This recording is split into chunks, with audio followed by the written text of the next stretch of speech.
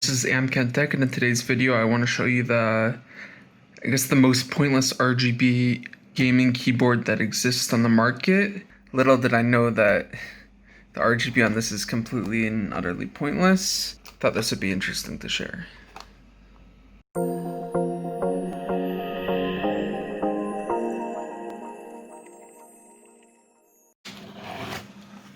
So I already opened this and have been using it for a little. I didn't think it was worthwhile making a video until now though. It's a wired keyboard and it's like quasi-mechanical.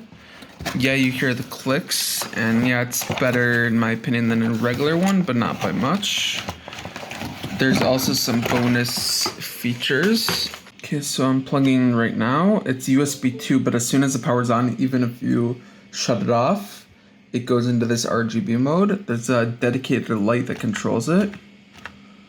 You have these modes, and if you press function and the RGB at the same time, it glows and it changes colors. This keyboard is really pointless because nothing shines through the keys. So you just see a keyboard with lights and black keys at night.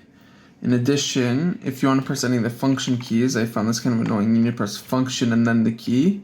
If you just press the key, it does nothing. I have set up with auto hotkey, and you basically set up scripts to run. So I have a script that runs just if I press F10, and I don't need to press the function. You need to set these up individually though. And there's also another one that I'll add on. If you press function in Windows, it locks the Windows button, and the Windows button doesn't work anymore, as well as Control Delete. And this is meant for specific gaming mode where you just want to use the keyboard and you don't want to be bothered by the operating system. That even if you have it on a stable light, it doesn't really make a difference. You need to know where the keys and the letters are, or else the typing is really pointless.